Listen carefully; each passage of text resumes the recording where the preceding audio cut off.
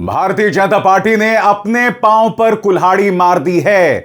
गृह मंत्री अमित शाह को बचाने के चक्कर में जो संसद से पूरी तरह से नदारद रहे, कहीं नहीं दिखाई दिए इस पूरी बहस के दौरान, जो अपने आप में कितना हैरत और अचरज में डालने वाला है।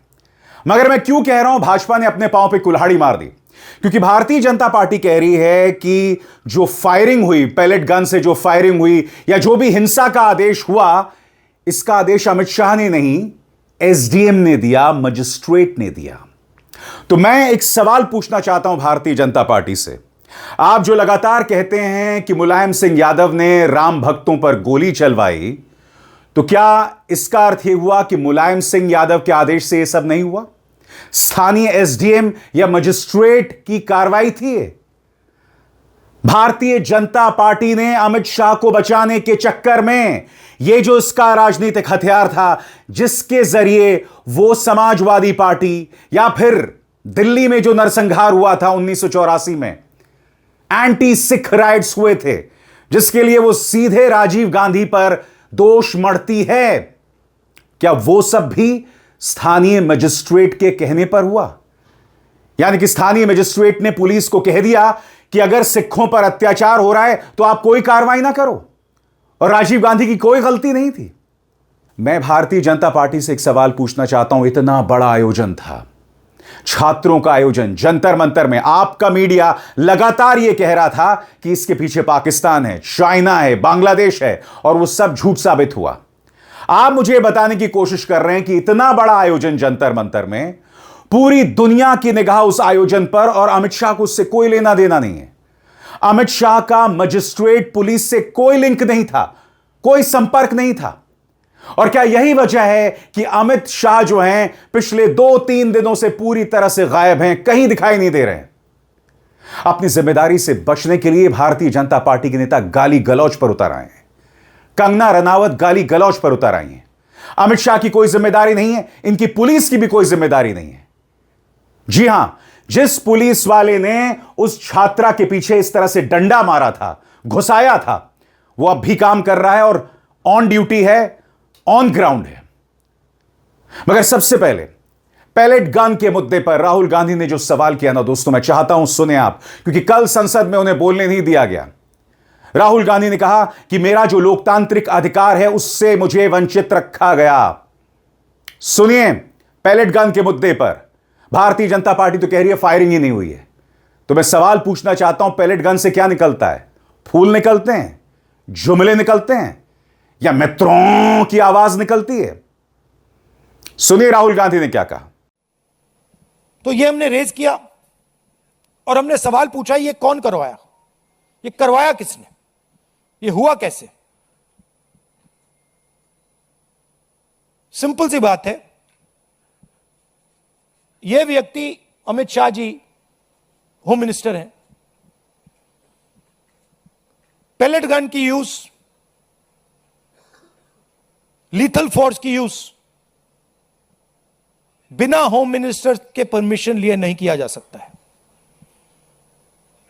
हमने भी सरकारें चलाई हैं, हम जानते हैं कि अगर गोली चलाने की बात आती है, पैलेट गन की यूज की बात आती है, तो the last call is the home minister and the prime minister. We know that. तो either the home minister, इन्होंने ऑर्डर किया,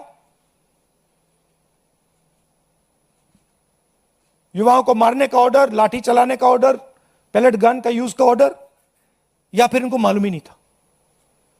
होम मिनिस्ट्री चल रही है, अमित शाह जी कुछ और कर रहे हैं, होम मिनिस्टर को मालूम नहीं कि भैया किसी ने पैलेट गन चला दी, किसी ने मतलब लाठी मार दी, वो किसी और दुनिया में थे। यही दो पॉसिबिलिटीज हो सकती हैं, तीसरी तो हो ही नहीं सकती। तुम्हारा कहना है आइदर पॉसिबिलिटी, इनको जाना है, इनको हटाया जाना चाहिए। और जैसे कि मैं लगातार बता रहा हूं दोस्तों, संसद के अंदर और संसद के बाहर भारतीय जनता पार्टी ने कहीं ना कहीं अपने पांव पे कुल्हाड़ी मार दी है। संबित पात्रा को सुनिए कि आदेश जो दिया जाता है वो एसडीएम या मजिस्ट्रेट द्वारा दिया जाता है, गृह मंत्री का इससे कोई लेना देना नहीं है। मैं फिर पूछना चाहता हूं, इतना बड़ा आयोजन और गृह मंत्री का कोई संपर्क अपने स्थानीय अधिकारियों से नहीं। सुनिए संबित पात्रा क्या कह रहे हैं। कि जिस समय एक भीड़ होती है, एक प्रोटेस्ट होता है, उस समय लोकल एसडीएम जो वहां मौजूद होता है, सब डिविजनल मजिस्ट्रेट, उसके हाथ में यह क्षमता होती है कि तत्क्षणात क्या एक्शन लेना है। अगर परिस्थिति हाथ से बाहर जा रही है तो कितने फोर्स या कितने बल का प्रयोग करना है, इसका निर्णय वो एसडीएम वहीं के वहीं लेगा। तो राहुल गांधी जी ने जो कहा कि दिल्ली पुलिस गृह मंत्रालय के अंतर्गत आती है, उसका अर्थ यह नहीं है कि गृह मंत्री जी एक एक जगह पर जहां भीड़ इकट्ठी हुई है वहां पर वो ऑर्डर दे रहे हैं। यही बात जितेंद्र सिंह ने संसद के अंदर कही, राहुल गांधी पर प्रहार करते हुए। यह सवाल लाजमी है। इसका मतलब जब राम भक्तों पर फायरिंग हुई थी, जिसमें कई राम भक्त मारे गए थे, जब मुलायम सिंह यादव की सरकार हुआ करती थी, तो क्या इसका मतलब स्थानीय अधिकारियों के चलते यह सब हुआ और उसमें कोई जिम्मेदारी नहीं थी? अखिलेश यादव ने इस पर प्रहार किया है। उन्होंने क्या कहा है आपके स्क्रीन पर। अखिलेश यादव जितेंद्र सिंह के इस बयान का हवाला दे रहे हैं, जिसमें जितेंद्र सिंह ने कहा, फायरिंग का आदेश कोई मंत्री नहीं देता, यह आदेश मजिस्ट्रेट, एसडीएम या डीएम द्वारा दिया जाता है। अखिलेश यादव ने कहा, जब अपने पर आरोप की उंगली उठी तब यह बात समझ में आई। देश के अधिकारी देख लें, यह भाजपाई किसी के सगे नहीं होते। सबसे बड़ी बात, यूनियन मिनिस्टर जेपी नड्डा ने राज्यसभा में यह लगभग स्वीकार कर लिया कि जो हालात जंतर मंतर में थे वो आपातकाल जैसे थे। उनसे सवाल पूछा जा रहा था कि आपने छात्रों को क्यों अरेस्ट किया, तो आप जानते हैं उन्होंने इसका क्या जवाब दिया। उन्होंने कहा कि आपातकाल में मुझे भी गिरफ्तार किया गया था, मुझे क्लास से उठा लिया गया था। तो इसका मतलब यह हुआ आप आपातकाल के हालात की तुलना जंतर मंतर से कर रहे हैं। सुनिए एक बार फिर अपने पांव पे किस तरह से कुल्हाड़ी मारी जेपी नड्डा ने। What my friend John Bitas has said, this is a very normal law and order situation that we have to understand. I have been a student activist. I have been arrested many times from the classroom in emergency days when Congress party was ruling. I have been arrested. Mr. John Bitas, it is a normal situation. A student activist has to face, and those who take law and order in their own hand, the police have to act accordingly, and the police has acted accordingly for those cases. और अब एक जरूरी संदेश, सच के इस सफर में मेरा साथी बनिए, मेरा चैनल ज्वाइन कीजिए और इनमें से एक विकल्प, एक ऑप्शन चुनिए। शुक्रिया। इंतजार कीजिए दोस्तों, राहुल गांधी ने किस कदर प्रहार किया है अमित शाह पर। सीधे सवाल कर रहे हैं जिसका जवाब इनके पास नहीं है। मगर अब मैं आपको बताता हूं, पत्रकार तनुश्री पांडे और हर्ष यादव दिल्ली पुलिस को घेर रहे हैं। याद कीजिएगा, एडिशनल डीसीपी रमनदीप लांबा, जिन्होंने एक छात्रा को थप्पड़ मारा था, उसे इसी तरह से तनुश्री ने घेरा था।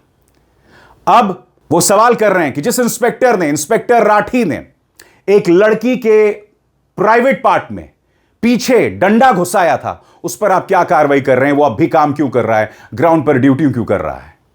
वो पूरा मंजर क्या था, ये देखते हैं। अच्छा, आपका प्रोटोकॉल में होता है लड़कियों को ऐसे डंडा इस तरीके से घुसाना? बेटा, यू गिव अ कंप्लेंट। आप लोग के एक एसएचओ हैं, आप लोग के थाने के अंडर ही आते हैं, नवीन Rathi.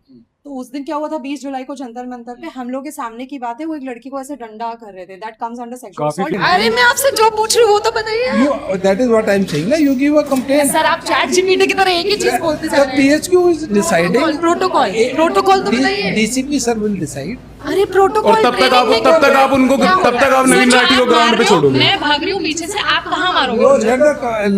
It is to be decided already. अरे मारेंगे कैसे? आप महिला हो, आपको डंडा ये मारेंगे कैसे? This matter has already been seized up and they are already looking into the, they are proceeding into the matter. अच्छा, okay. You will get a response. How is he on the field yet? How is on the field? East Delhi की महिलाएं safe कैसे feel करेंगी? Inquiry is to be finalized. तो तब तक उनको थाने में तो बिठाओ, तब तक ग्राउंड में तो मत भेजो। आप डिसाइड करोगे ना, आप हेड हो उनकी, इस थाने के हेड आप हो। Decided by the senior officers. हम अभी थाने में गए थे उनके, वो ग्राउंड ड्यूटी पे हैं। जी ठीक है ठीक है ठीक है, जब वे आएंगे तब आप उनसे तो यहाँ पे उनसे जो नेक्स्ट टू ही मैं उनसे बात कर रहा हूँ ना, आपसे सब गए हुए हैं, सारे आईपीएस, सारे ऑफिसर जितने भी। अपनी जिम्मेदारी से किस तरह से बचा जाता है वो भाजपा से सीखा जाए।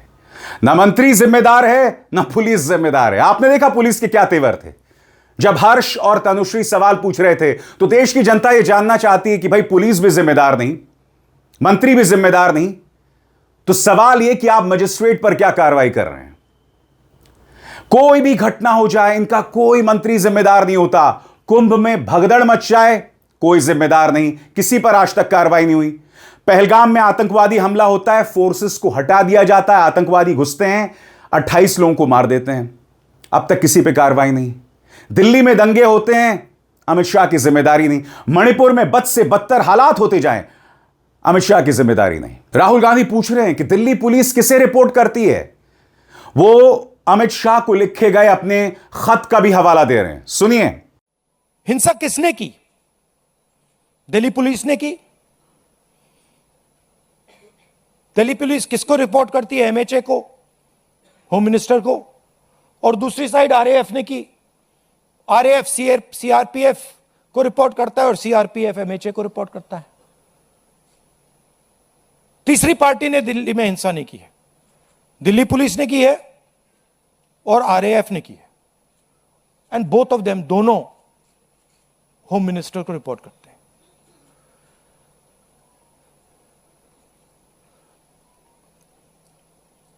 पच्चीस तारीख को मैंने ये चिट्ठी लिखी, होम मिनिस्टर को लिखी है। 2 सवाल पूछे। पहला सवाल, एज होम मिनिस्टर आपने लीथर फोर्स पैलेट गन्स का अप्रूवल दिया, हां या ना? और दूसरा सवाल, ये जो प्लेन क्लोज में लोग दिख रहे हैं, जो लाठियों से मार रहे हैं लोगों को, युवाओं को, ये हैं कौन? कहां से आए? क्या ये पुलिस वाले हैं या ये कोई और है? सवालों का जवाब नहीं मिला, चिट्ठी का रिप्लाई नहीं आया, चिट्ठी का एक्नॉलेजमेंट भी नहीं हुआ। मैंने इसी मंच पर बार बार कहा है, 2014 से पहले हर भारतीय विश्वगुरु हुआ करता था। हमारे साइंटिस्ट, हमारे आईटी प्रोफेशनल्स, हमारे वैज्ञानिक जो विदेश में जाया करते थे। 2014 के बाद सिर्फ एक शख्स पर सारा पैसा, करोड़ों डॉलर्स लगाए गए, यानी कि प्रधानमंत्री नरेंद्र मोदी को विश्वगुरु के तौर पर पेश करना। राहुल गांधी कह रहे हैं जेन जी ने उस गुब्बारे को फोड़ दिया है। राहुल गांधी एक इमेज बनाई हुई है, Amit Shah is hero of the nation, Narendra Modi is like God. गुब्बारा बना रखा है, हजारों करोड़ रुपए लगे हैं उसमें, सस्टेन करने के लिए उसमें हवा भरनी पड़ती है रोज। आप लोगों का भी प्रयोग होता है, मीडिया का भी प्रयोग होता है, security forces, RAF, Delhi police, कि भैया गुब्बारा ना फट जाए। बच्चों को मारा क्यों जा रहा है? बच्चों को धमकाया क्यों जा रहा है? इमेज को प्रोटेक्ट करने के लिए कि भैया ये फिर से ना आ जाए। बट इनको बात समझ नहीं आ रही है, गुब्बारा फट गया है, फटाक से खत्म हो गया है, वो है ही नहीं। रात के 12 बजे प्राइम मिनिस्टर आते हैं, thinking that just because he put the phone in front of his face like this, he suddenly becomes, he's able to communicate to Gen Z. No, the problem is your image. The problem is what you have done to these students. The problem is how you've destroyed their future. The problem is what you've done to the economy. That's the problem. And that image is gone. सबसे बड़ी बात दोस्तों, इनके नेता गाली गलौज पर उतर आए हैं। सही सुना आपने, गाली गलौज पर उतर आए हैं। आपकी स्क्रीन पर यह कंगना रनौत, इन्होंने जेनजी महिलाओं के बारे में आपत्तिजनक बातें कही, जेनरेशन गटर बताया। यह तक कहा कि शराब और ड्रग्स लेती हैं, जबकि यह मोहतरमा खुद एक्सेप्ट कर रही थी कि मैं शराब और ड्रग्स लेती हूं। इनकी ढेरों फिल्मी कहानियां, मगर मैं उसका जिक्र नहीं करना चाहता हूं। और अब इनकी भाषा देखिए। जब इंडिया टुडे की पत्रकार प्रीति चौधरी ने इनसे सवाल किया, तब इनकी भाषा देखिए, ये प्रीति के बारे में क्या कह रही हैं, गौर फरमाइए। प्रीति चौधरी जी, आप खुद सड़क पर जाके अपनी गालियां और कपड़े उतारने की आजादी क्यों नहीं दिखाती? दूसरों की बेटियों को गाली बकने और कपड़े उतारने की आजादी के लिए उकसा रही हो। आप पहले खुद वो सब करके दिखाओ, या ये सब नसीहत सिर्फ गरीबों के बच्चों के लिए है? गरीबों के बच्चे? अभी तो तुम उन्हें जनरेशन गटर बता रही थी। सबसे बड़ी बात, इनकी भाषा देखिए। एक पत्रकार से कह रही कि तुम खुद कपड़े उतारकर वहां क्यों ना पहुंच जाओ। दूसरों के बारे में कहना कि तुम ड्रग्स लेते हो। और मैं आपको बताता हूं, अपने एक फिल्म प्रमोशन में मोहतरमा कह रही थी कि हम दारू पिएंगे खुल के सबके सामने। सुनिए क्या कहा था उस वक्त इन्होंने। इंशाल्लाह हम लोग ऐसा दिन आए कि हम लोग सब मनाली में जाएं और बर्फ में एंजॉय करें, दारू पे। और फिर याद कीजिएगा कि इंटरव्यू में इन्होंने इस बात को कबूल किया था कि मैं ड्रग्स लेती थी। और हाल ही की बात है, सुनिए क्या कहा था इन्होंने। जैसे मैं घर से भागी 1.5-2 साल में मैं एक फिल्म स्टार थी, एक ड्रग एडिक्ट थी। मेरी ज़िंदगी में इतने सारे कांड चल रहे थे कि मैं ऐसे लोगों के हाथों में लग चुकी थी कि जहाँ से मुझे शायद मौत ही निकाल सकती थी। ये सब इतना सब डेंजर हो चुका था मेरी लाइफ में जब मैं टीनेजर ही थी अभी। सोच लो मैं कितनी खतरनाक हूँ। एनीवे, वाकई दोस्तों, इस पार्टी की कोई जिम्मेदारी नहीं है। जब ये कटघरे में आते हैं तो गाली गलौज पर उतर आते हैं। और गाली गलौज का आरोप आप किस पर लगा रहे हैं? आप लगा रहे हैं नेता विपक्ष पर। जब ये कटघरे में होते हैं तो ये बच जाते हैं। कल आम आदमी पार्टी सांसद संजय सिंह ने आरएसएस से कुछ असहज करने वाले सवाल पूछे थे। उन्हें बोलने भी नहीं दिया गया, बिल्कुल उसी अंदाज में जिस तरह से राहुल गांधी की आवाज को दफन कर दिया गया। और इस साजिश में शामिल थे ओम बिरला। उस क्लिप को दोबारा देखते हैं, जब राहुल गांधी ओम बिरला से कह रहे थे कि आप तो सिर्फ भाजपा को बोलने का मौका देते हैं। सुनिए क्या हुआ था। सर, अगर आप चाहते हैं कि इस देश में सिर्फ बीजेपी बोले तो मैं चुप होकर यहां बैठ जाता हूं, मैं बैठ जाता हूं, कोई प्रॉब्लम नहीं। टाइम बता दो कितना ले लिया। एक मिनट। माननीय सदस्य, माननीय नेता प्रतिपक्ष, इस विषय पर मैं बोलता हूं सर, रिजू जी खड़े हो जाते हैं, मैं बोलता हूं वो खड़े हो जाते हैं, इंटरप्ट करते हैं। आप उनको, मैंने यील्ड भी नहीं किया, आप उनको जगह दे रहे हैं। नो, संसदीय कार्य मंत्री आप ये फिर से आ गए। और यही हाल राज्यसभा में संजय सिंह के साथ हुआ। उनका बयान लंबा है, मगर देखिएगा तिरंगे के मुद्दे पर, वंदे मातरम के मुद्दे पर किस तरह से वो भारतीय जनता पार्टी के वैचारिक पूर्वजों को एक्सपोज कर रहे हैं। भाजपा को आए बाएं साएं कहीं दिखाई नहीं दे रहा था। बस एक तरीका है, आवाज दफन कर दो। वो मंजर क्या था, लंबा क्लिप है, मगर मैं चाहता हूं आप देखें। भारत के राष्ट्रगान का भी अपमान नहीं होना चाहिए, इसके लिए कानून है। भारत के तिरंगे का भी अपमान नहीं होना चाहिए, इसके लिए भी कानून है। लेकिन मुझे बहुत हंसी आती है कि वो पार्टी इस बिल को लेकर आ रही है जिसने 52 साल तक, मान्यवर 52 साल तक आरएसएस के मुख्यालय पर भारत का तिरंगा नहीं फहराया गया। भारत के तिरंगे का अपमान किया इन लोगों ने। सदन की परंपरा मुझे अपनी बात करने दीजिए, प्लीज। मैं अपनी बात करने दीजिए। आप कहिए, लेकिन आप वही बात कह सकते हैं जो सदन की परंपरा। प्लीज। हेड गेवार जी की एक चिट्ठी पढ़ना चाहता हूं। प्लीज सर, ये डॉक्यूमेंटेड चीज कैसे नहीं पढ़ने देंगे? एक मिनट आप डॉक्यूमेंटेड चीज कैसे नहीं पढ़ने देंगे? हम बता रहे, माननीय संजय, मेरा समय रोकिए सर, मैं बता रहा हूं, मेरा समय रोकिए। आप माननीय सदस्यगण, किसी भी डॉक्यूमेंटेड चीज को आपको रखने का तब अधिकार है जब माननीय चेयरमैन से आप परमिशन लेते हैं। चूंकि परमिशन नहीं है, इसलिए मैं इसकी इजाजत नहीं दे सकता। आप विषय पर बोले। माननीय Sanjay ji, please take your seat. मान्यवर, आज वो लोग वंदे मातरम के खिलाफ सख्त कानून बनाने की बात कर रहे हैं। एक पत्रिका है ऑर्गेनाइजर 1949 में जिसने लिखा राष्ट्रगान आइटम ऑफ इंटरटेनमेंट है। आपने हमारे राष्ट्रगान का अपमान किया, उसके खिलाफ कार्रवाई होनी चाहिए उन लोगों के खिलाफ, उन संस्थाओं के खिलाफ जिन्होंने राष्ट्रगान के खिलाफ लिखा, जिन्होंने तिरंगे का अपमान किया। हेडगेवार जी ने अपने संघ के स्वयंसेवकों को 1930 में पत्र लिखा, 1930 में पत्र लिखा। सर, मुझे अपनी बात कहने दीजिए। ये दबाने का काम नहीं करेगा, ये दबाने का काम नहीं करेगा। आप मेरा समय ले रहे हैं, आप मेरा समय ले रहे हैं सर। मैं नहीं ले रहा हूं, आप मेरा समय ले रहे हैं, आप मेरा समय ले रहे हैं। मुझे अलाउ कीजिए, मैं अपनी बात पर समझता हूं। नष्ट कर रहे हैं सर। मेरा इनसे बड़ी विनम्रता पूर्वक सवाल है, संघ की शाखाओं में आप तिरंगा क्यों नहीं फहराते? आप क्यों नहीं फहराते?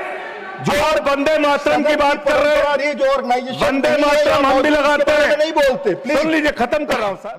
तो देखा आपने, पुलिस की जिम्मेदारी नहीं, अमित शाह की जिम्मेदारी नहीं, इनके वैचारिक पूर्वजों तक की जिम्मेदारी नहीं, मगर हां, विपक्ष पर प्रहार करते रहो, अपने हिसाब से नियम बनाते रहो, और इनका गोदी मीडिया तो है ही। मगर इस मंच पर हम सवाल करते हैं, बेबाकी से बेखौफ सवाल करते हैं, और आगे भी करते रहेंगे। अभिसार शर्मा को दीजिए इजाजत। नमस्कार।